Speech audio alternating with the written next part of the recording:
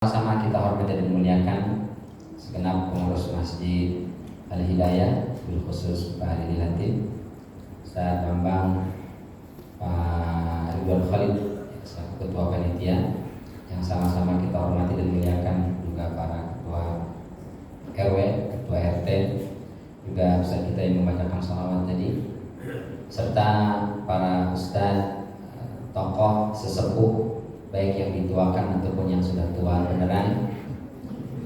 Karena ada orang dia masih muda tapi dituain, ada ya. Dan ada yang gak boleh dituain, dia emang udah tua. Dua-duanya mesti kita hormati dan muliakan, insyaallah.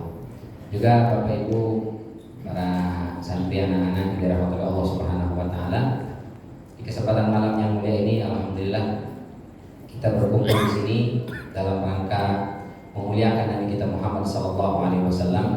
Kata Rasul sallallahu alaihi wasallam, tidaklah berkumpul seseorang di salah satu rumah Allah Subhanahu wa taala kecuali Allah akan turunkan malaikat. Malaikat itu membawa nazalat alaihi musakinah wa wasyiatur rahmah. Diturunkan kepada kita, dicurahkan kepada kita rahmat Allah Subhanahu wa taala dan diturunkan kepada kita as-sakinah. Apa itu sakinah? Ketenangan, kedamaian. Jadi berada di majlis ta'lim, berada di masjid, insya Allah hidupnya selalu tenang. Sakit tenangnya sampai pules biasanya. Apalagi kalau Jumatan. Oh, kalau Jumatan, khotibah, assalamualaikum warahmatullahi wabarakatuh. Nah, itu sakinah yang kebanyakan kan. Insya Allah. Tapi kata Rasulullah SAW dalam hadis riwayat Imam Bukhari, ada Inna lillahi malaikatan yatufuna fil ardh. Allah itu punya semacam tentara dari kalangan malaikat, mirip-mirip Satpol PP lah. Yatufuna fil ardh yaltamisuna ahla dzikri, yang kerjanya keliling di atas muka bumi, nyariin orang yang ngumpul, lalu dilaporkan kepada Allah. Nanti Allah tanya, itu ngapain orang ngumpul di Masjid Al-Hidayah? Nanti para malaikat akan menjawab, yatluna ayatika wa yusabbihunaka wa yahmadunaka wa yumajjidunaka. Mereka berkumpul membaca ayat suci-Mu, menyanjung, memuliakan, memuji asma-Mu ya Allah. Apa yang mereka minta, mereka berharap surga-Mu. Apa yang mereka takutkan, mereka takut dari neraka-Mu ya Allah.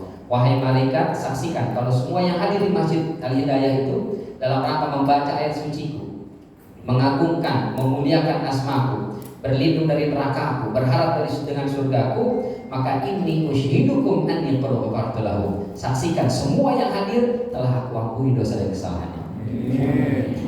Malaikatnya interupsi Pak. Ya Allah, inna fihim laisa minhum. Tapi ada di antara mereka yang gak ikut begituan. Maksudnya tahu datang orang pertama langsung mojok di samping, atau datang dengan HP. Ini bagaimana ya Allah? Apa kata Allah? Humul julasa la yashqa fihim jalisuhum. Inilah perkumpulan, siapapun kalau yang sudah ikut nimbrung, semuanya tetap diampuni dari dosa dan kesalahan Allah Subhanahu wa taala. Jadi boleh tidur bisa boleh. Kalau tidur semua langsung selesai, pulang kita pada apa yang tidur. Insyaallah. Apalagi kita dalam rangka memuliakan kelahiran Nabi Sallallahu Alaihi Wasallam. Kata para ulama, la ya'rif qadral maulid illa man ya'rifu qadral maulud. Tidaklah seseorang memuliakan maulid hari kelahiran kecuali mereka yang tahu betapa mulianya sosok yang dilahirkan pada hari itu. Nabi kita Muhammad SAW adalah sosok yang mulia, sosok yang agung, yang begitu dahsyat luar biasa. Tapi sayangnya banyak umat Islam gak kenal nabinya. Karena tidak kenal nabinya, maka mereka tidak mengidolakan nabinya. Anak-anak sekarang, mohon maaf, kalau di sini alhamdulillah insya Allah ya, banyak sekali anak sekarang itu yang tidak kenal nabinya. Karena tidak kenal, tidak mengidolakan. Bahkan sering nanya, Ustaz, Nabi Muhammad sama Spiderman hebatan siapa? Sama Iron Man, Ustaz, kerenan yang mana? Kita bilang lebih hebat Nabi Muhammad. Masa emang Nabi Muhammad bisa jalan kayak cicak? Gak bisa. Kenapa lebih hebat Nabi Muhammad? Pertama, tokoh-tokoh itu semuanya superhero fiktif. Nabi Muhammad asli, bukan fiktif. Yang kedua, kalaupun mereka ada, mereka yang melawan musuh, mereka yang mengusir musuh, mereka yang memerangi musuh. Tapi Nabi Muhammad bukan hanya memerangi musuh, tapi menghidupkan jiwa-jiwa, melahirkan para pahlawan, melahirkan orang-orang hebat yang tadinya preman berubah menjadi orang yang paling dermawan, yang tadinya orang-orang yang jahat berubah menjadi orang yang paling baik, yang tadinya pelit-pelit dikorek menjadi orang yang paling dermawan. Itu Nabi kita Muhammad SAW. Dia bukan hanya memerangi musuh, tapi mengubah musuh menjadi orang yang paling besar perjuangannya dalam agama Islam. Hebat Nabi Muhammad. Kenapa anak-anak kita tidak mau mengidolakan Nabi Muhammad? Jangan-jangan karena nggak kenal, sehingga mohon maaf lebih banyak mengidolakan artis daripada Nabi Muhammad SAW. Ya Allah, ngefans sama JKT48, Blackpink. Kadang-kadang yang perempuan ngefans sama artis Korea. Siapa tuh? Lee Min Ho, Song Joong Ki, Kim Jong Un. Siapa lagi? Apa lain kan Kim Jong Un-nya? Lee Min Ho, Kim Kong. Kadang-kadang ada artis Korea Pak datang ke Indonesia. Ini ada anak gadis, Masya Allah. Dia panitia bukan, pembawa acara bukan. Tiba-tiba datang ke bandara, jemput, bukan mau ngejemput, cuma lihat doang. Itu artis Korea keluar dari bandara masuk mobil. Begitu tuh artis keluar, dia jerit-jerit. Kamu kenapa jerit-jerit? Ganteng banget. Dia belum tahu nabinya. Nabi kita Muhammad SAW adalah manusia yang paling sempurna, paling perfect. Kenapa anak kita tidak kenal? Jangan-jangan kita orang tuanya nggak kenal Nabi juga, maka tidak kita ceritakan kepada mereka. Maka saya sering sampaikan, kita nih kalau ngaku Muslim minimal punya 2 buku untuk mengenal Nabi Muhammad. Yang pertama Ar-Rahid Al-Maktum, karangan Syekh Sofi Rahman Al-Mubarakuri. Ini menjelaskan cerita Nabi Muhammad dari sebelum lahir sampai beliau meninggal. Dan itu simpel, daripada Ibnu Hisham segini tebalnya, Ibnu Ishaq segini. Ar-Rahid Al-Maktum kalau bahasa Arabnya segini, kalau bahasa Indonesianya seginilah tebalnya. Bisa kita baca, Masya Allah, luar biasa itu kitab. Yang kedua, ini yang mesti kita punya, namanya kitab Syama'il Muhammadiyah. Ini kitab menjelaskan fisik Nabi, mulutnya seperti apa, giginya, bibirnya, hidungnya, matanya, warna kulitnya, rambutnya, cara jalan, cara duduk, cara makan, semua dibahas dalam Syama'il Muhammadiyah. Karangan Abu Isa At-Tirmidzi. 2 kitab ini mesti kita punya. 2 buku dari terjemah bahasa Indonesia. Di mana belinya Ustaz? Gak usah pakai nanya, Shopee mana lagi? Shopee jangankan kita, bonggol pisang ada Pak. Kita mau nanam pisang bingung kemana jadi bonggolnya, di Shopee ada, Insya Allah. Itu kita punya. Kalau sudah kita baca itu kitab, Masya Allah, kita akan mengenal Nabi Muhammad. Beliau sosok yang sempurna dalam semua aspek kehidupannya. Pertama, dari sisi nama, nasab. Pertama sisi nasab. Nasab beliau itu sempurna. Ketika Abu Sufyan ditanya oleh Heraklius, kaifa nasabuhu fikum, orang yang aku nabi dari kalangan kalian itu bagaimana nasabnya, leluhurnya, garis keturunannya, kalian kenal apa enggak? Orang tuanya orang baik-baik apa kagak? Kata Abu Sufyan apa? Huwa fina dzu nasabin. Dia adalah orang yang nasabnya terbaik yang kami kenal di kalangan kami, kata Abu Sufyan. Siapa nasab Nabi Muhammad? Muhammad bin Abdullah bin Abdul Muttalib bin Hashim bin Abdi Manaf bin Qusay bin Kilab bin Murrah bin Ka'ab bin Lu'ay bin Ghalib bin Fihr bin Malik bin Nadar bin Kinanah bin Khuzaimah bin Mudrikah bin Ilyas bin Nizar bin Mudhar bin Ma'ad bin Adnan. Yang bisa ngulang pulang duluan. 21 nama Pak. Masya Allah. Kita mohon maaf, ada nggak yang kenal leluhur kita sampai 21 nama? Kebanyakan, gak usah 21, 10 dah. 10 kebanyakan, 5 dan 5 ke atas. Kita nasab kita sendiri kayaknya nggak kenal ya. Kalau nama bapak pasti kenal dong. Nama kakek kenal. Buyut mulai remeng-remeng tuh. Kakek buyut mulai gelap. Engkong buyut udah nggak jelas. Jadi jangan-jangan kita keturunan nggak jelas ini nasabnya. Makanya kalau kata Ustaz Akri, banyak yang ngirim doa Al-Fatihah untuk orang tua leluhur udah nggak pakai nama karena nggak kenal. Suma ilaru fulan bin fulan, suma ilaru bapak anu bin bapak itu, suma ilaru bapak ono yang berada di sebelah sono, bin bapak itu di sebelah situ. Al-Fatihah. Karena saking udah nggak kenal nasab. Nabi kita Muhammad SAW nasabnya jelas dikenal, leluhurnya, Masya Allah. 1. Yang kedua dari segi fisik. Nabi kita fisiknya sangat sempurna. Nanti Bapak Ibu tinggal baca di Syama'il Muhammadiyah lengkapnya ya. Saya kasih gambaran umumnya saja. Ada seorang sahabat namanya Hasan bin Thabit radhiyallahu anhu. Beliau mengatakan, itu membuat namanya madah, syair berisi puji-pujian terhadap fisik Nabi Muhammad SAW. Panjang itu baitnya, kita kutipkan 4 bait. Apa kata beliau? Wa ahsanu minka lam tara qattu 'ain Wa ajmalu minka lam talidin nisa'u khuliqta mubarra'an min kulli 'aibin ka'annaka qad khuliqta kama tasha'u. Wa ahsanu minka lam tara qattu 'aini. Yang lebih indah fisiknya darimu ya Rasul, belum pernah mataku melihatnya. Wa ajmalu minka lam talidin nisa'u. Yang lebih tampan darimu, belum pernah ada wanita manapun melahirkan anak laki-laki yang setampan Anda, seganteng Anda, belum pernah ada. Insyaallah. Dulu maupun sekarang belum pernah ada. Khuliqta mubarra'an min kulli 'aibin. Kau tercipta ya Rasul bersih, sempurna, enggak ada kurang, enggak ada cacat, enggak ada tapi. Insyaallah. Beda sama kita. Ganteng Ustaz, cuma saya ada kuntet. Tinggi, jelek. Cakep Ustaz, tapi ada keling. Ada saja kurangnya. Oh ini ganteng Ustaz, orang ganteng nih. Begitu senyum teges giginya. Ada saja kurangnya. Ada tegak Pak, cowok ganteng tegak, mana berotot kekar. Begitu dicolek dikit pinggangnya, apaan sih Cin? Jangan sampai ada anak laki-laki kita. Anak-anak cowok jadilah cowok yang maco, yang perempuan jadilah wanita yang kemayu. Jangan kebalik, cewek maco, cowok kemayu. Alhamdulillah, ini benih-benih LGBT bencana semua ini, longsor, gempa, banjir, tsunami. Alhamdulillah, perlu kita jaga, perlu kita lindungi anak kita dari pergaulan bebas itu.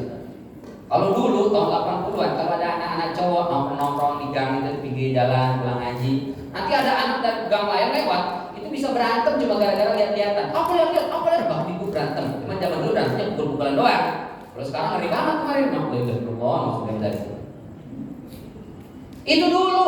Sekarang, masya Allah, kalau ada cowok dilihatin sama cowok, ngedip matanya bu. Ya Allah, saya mohon maaf bukan sombong, gini-gini saya rocker, rombongan kereta. Jadi kalau mengajar dari Serpong ke arah Jakarta itu atau dari KPM misalnya, keseringan naik kereta. Kita kalau naik kereta, masya Allah, pagi-pagi berangkat udah pakai gamis, pakai peci, karena bawa sorban, udah berwudu, udah sholat duha. Begitu naik kereta, padat penuh Pak. Serba salah kita berdiri di pergelantungan, lihat ke depan ada seksi wilayah dada. Kita nunduk ke bawah, bupati, bukan hati gede. La ilaha illallah. Dilihat takut dosa, enggak dilihat barang bagus. Akhirnya merem. Begitu merem, kelewat stasiunnya Pak. Tiduran. La ilaha illallah. Gimana caranya supaya tidak dapat dosa melihat, juga tidak lewat stasiun? Begitu naik kereta itu, ya udah saya cari mana cowok, saya lihat aja itu cowok. Begitu cowok dilihat ngedip mata. Sekarang ada cowok sama cowok ngedate, habis itu janjian nikahnya di Bali. Alhamdulillah. Ini bahaya, ini penyakit sosial. Alhamdulillah dzalik. Saya setuju ada beberapa negara yang memperlakukan hukum yang sekeras-kerasnya kepada pelaku LGBT. Misalnya penjara, cocok tuh, setuju juga tuh. Jadi kalau cowok sama cowok nikah, jeblosin penjara satu sel berdua nggak ada masalah. Cewek, alhamdulillah nikah sama cewek, masukin penjara, jeblosin penjara satu sel berdua dengan pasangannya nggak ada masalah. Berapa lama masa tahanannya? Tergantung berapa lama bisa punya anak. Beranak bebas. Gak bisa beranak minimal nelor. Gak bisa nelor, gak bisa beranak udah dalam terus di penjara. Siapa yang mau menjaga akhlak anak kita kalau bukan kita, Bapak Ibu? Kita. Dengan apa kita membentenginya, menjaganya? Gak bisa kita kirim security 24 jam, gak mungkin bisa jaga dia. Apa yang bisa jaga dia? Iman. Apa yang bisa jaga dia? Akhlak, tauhid, akidah, dan meneladani Nabi Muhammad SAW. Maka harus kita kenali kepada kita.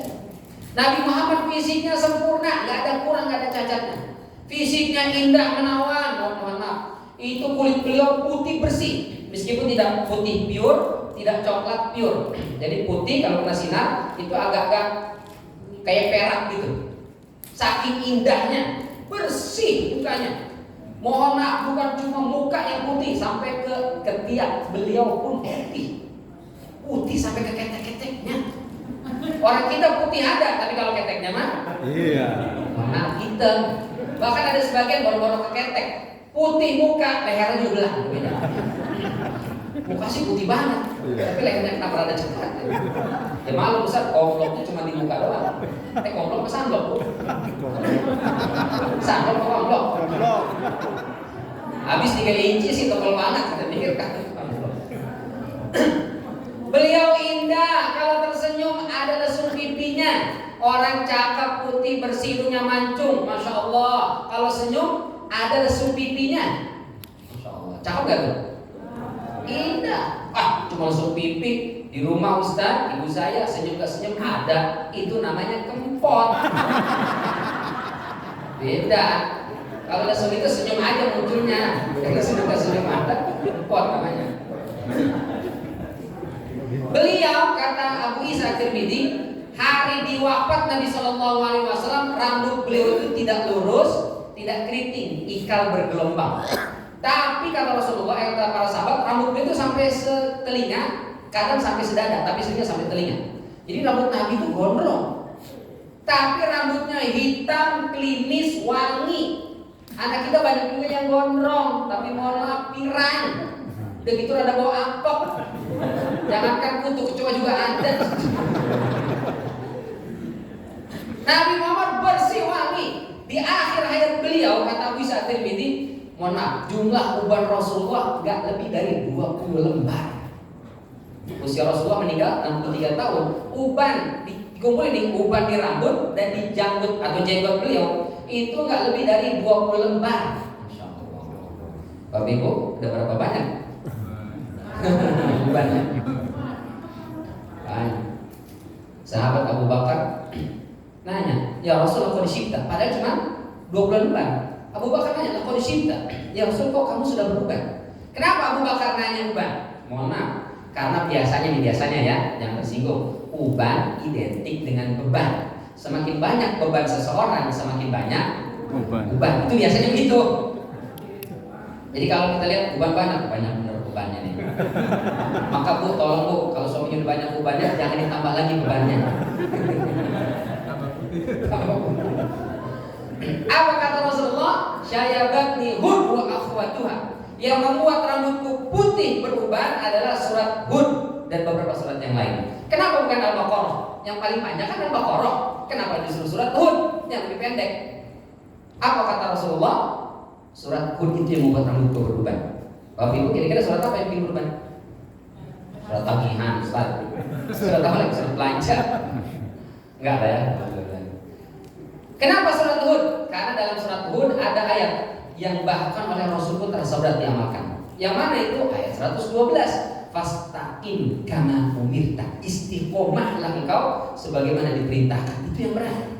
Tahajud gampang Bapak Ibu, tapi tiap malam tahajud enggak semua orang bisa.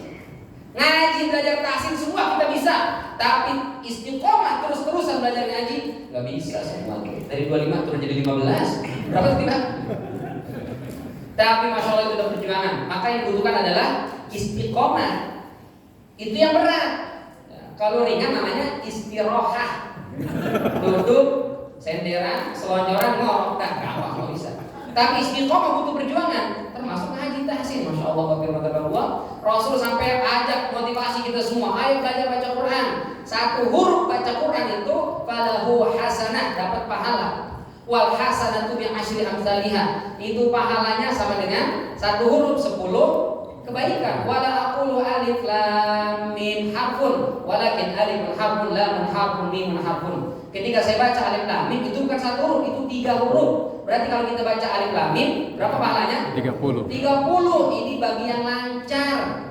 Kalau yang huwa yaqra wa yata'ta'u lahu syaqun alaihi falahu ajran. Yang terbata-bata, yang ikro 6 kagak lompat-lompat itu pahalanya Bapak Ibu 2 kali lipat. Jadi kalau baca alif lam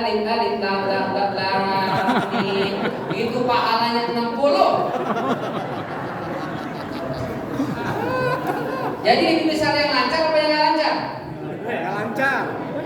Yang lancar cuma 10, yang nggak lancar 20 kali lipat satu hurufnya. Jadi mendingan lancar apa jangan lancar? Lancar. Itu alasan Pak Dedi. Jadi ada 2 tahun nggak pindah-pindah ikramnya.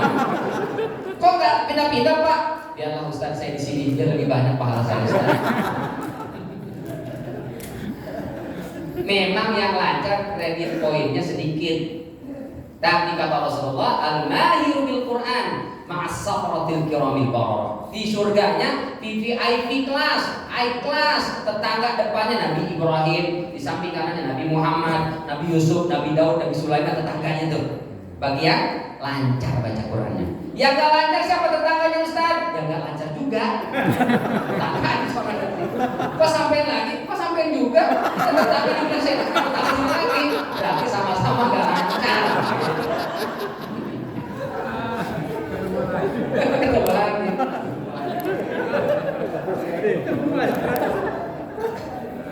Fisik Nabi kita sempurna, fisiknya indah, rupawan, menawan. Saking indahnya beliau, masya Allah. Tapi beliau akhlaknya luar biasa. Fisik indah, tapi kalau jalan merunduk pak. Kayak jalanan itu turun gitu, merunduk. Tatapannya itu ke bawah. Beda sama kita kalau jalan.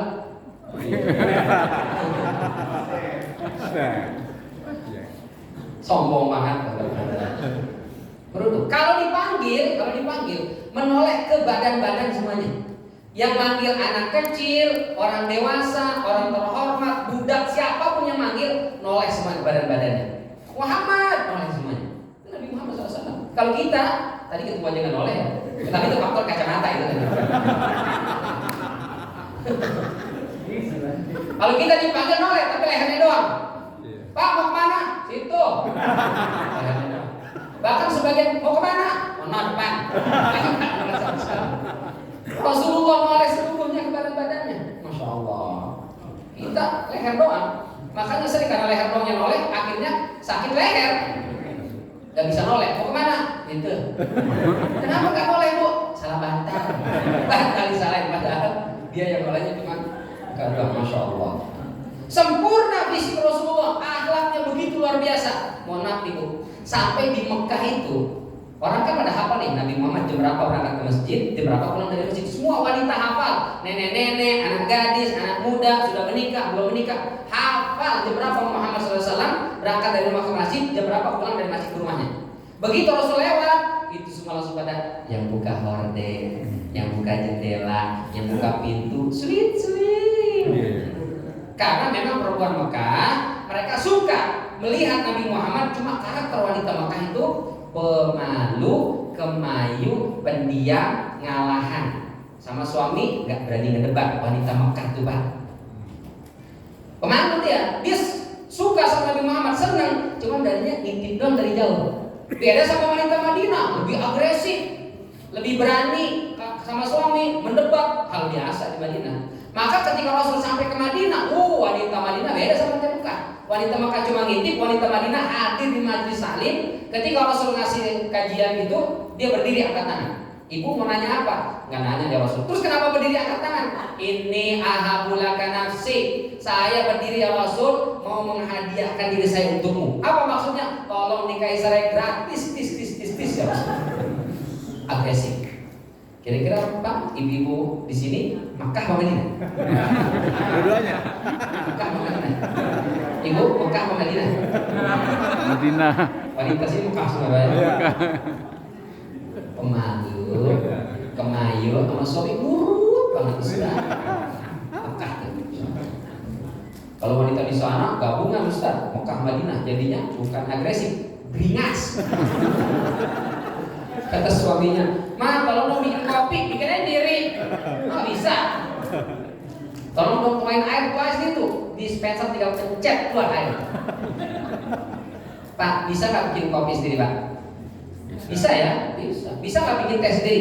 Bisa. Bisa nggak doang air minum sendiri? Bisa. Sangat bisa bu suami bu.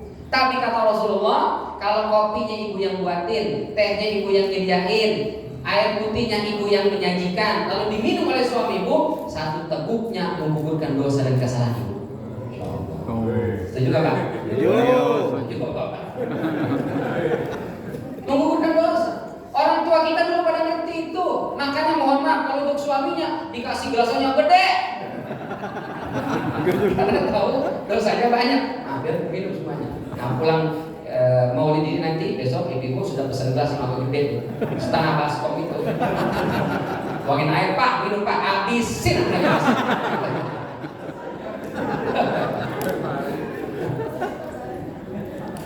Fisik Nabi kita SAW sempurna, gak ada kurang. Jadi orang itu semua terpesona, terkesima. Maka kalau kita kenal nih Nabi kita, anak-anak kita pasti mengidolakan Nabi Muhammad. Setiap hari ngebayangin Rasulullah, setiap hari membayangkan wajahnya, giginya, alisnya, hidungnya, fisiknya, cara jalan, semua Masya Allah, ini manusia sempurna, luar biasa. Artis-artis lewat semuanya. Yang kedua, yang ketiga, nama. Tadi sempurna dari segi nasab, sempurna dari segi fisik. Yang ketiga, sempurna dari segi nama. Jadi siapa yang memberi nama kepada Nabi kita? Sang kakek, karena ayahnya sudah meninggal. Tradisinya masyarakat Arab itu kalau masih nama dibawa tawaf dulu, tawaf melingin Ka'bah 7 putaran, selesai masuk ke dalam Ka'bah, keluar diangkat disebut namanya. Begitu tradisinya. Di hari ke-7 sama akikah dulu. Bedanya akikah dulu zaman jahiliyah, kambing disembelih, darahnya dikumpulin, nanti diusap ke kepala bayi. Itu zaman jahiliyah oleh Nabi SAW dihilangkan, gak ada tradisi itu. Sembelih kambing, potong, lalu masak, bagikan. Gak perlu ada darah disiram-siram segala macam. Tapi pemberian nama, taknik itu sama. Jadi dicukur rambut sama. Bedanya dia tawaf dulu mengelilingi Ka'bah. Kalau di sini di bawah tawaf ini Ka'bah, modalnya kegedean, boro-boro ke tanah suci, ke tanah abang aja ada mikir.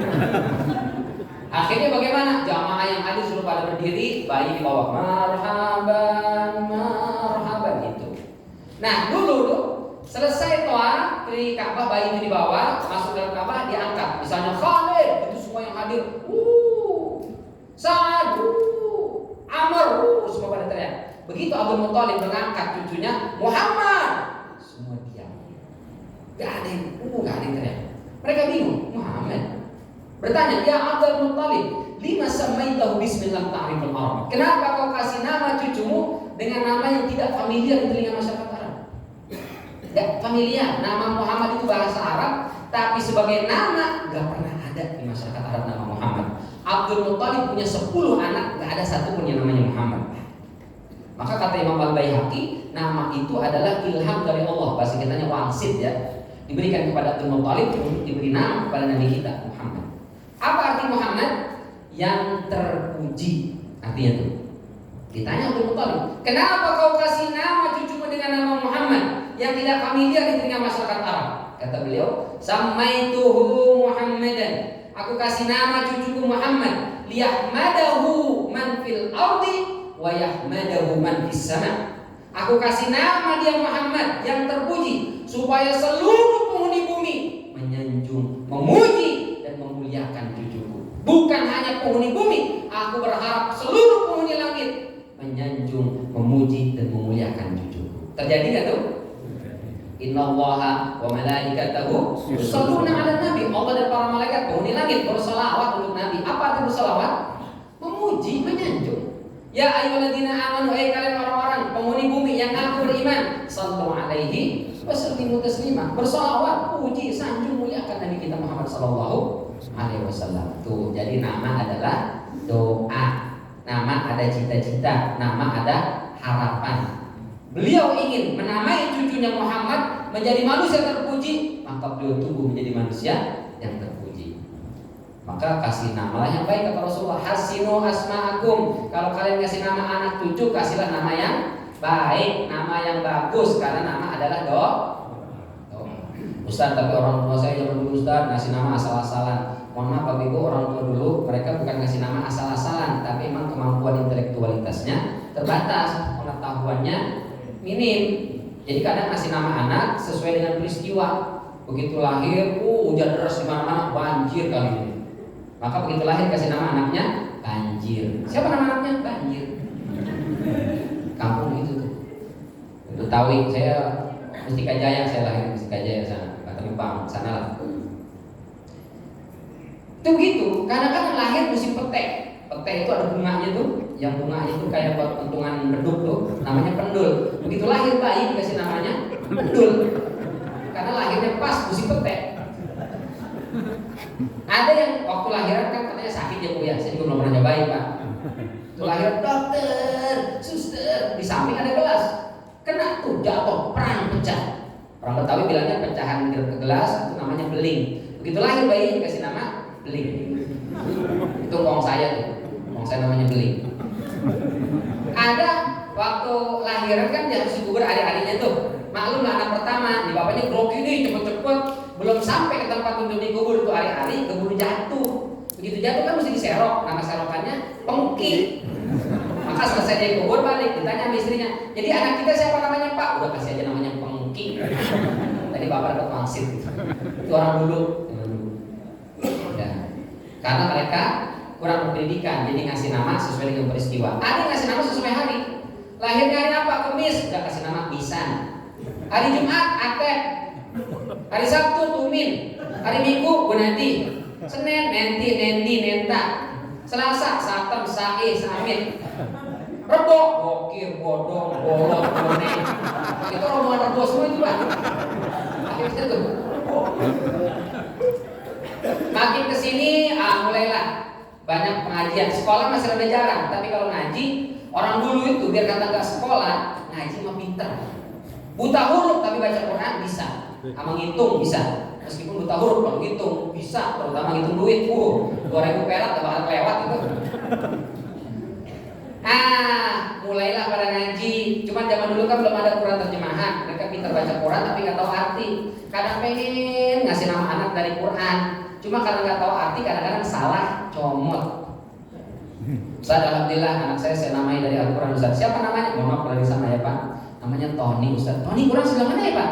Itu yang baru awal Ustaz. Alif Lam Mim bukan, yang mana? A'udzu billahi minasyaitonir. Nah itu dia Ustaz.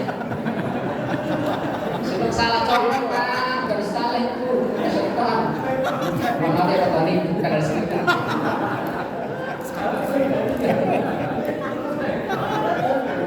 Ada di Lombok, beliau jadi ustaz sekarang. Itu di Lombok, bapaknya itu saking pengen ngasih nama anak dari Quran, dia ambil dari surat Al-A'raf ayat 23. Sering kita baca sebagai doa, Rabbana zalamna anfusana wa illam taghfir lana wa tarhamna lanakunanna minal khasirin. Diambil kasih nama buat anaknya.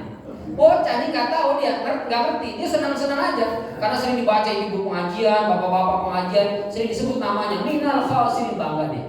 Lulus SD masuklah ke pesantren. Di pesantren baru belajar bahasa Arab. Dia tahu min artinya dari, al khasirin artinya orang-orang yang rugi.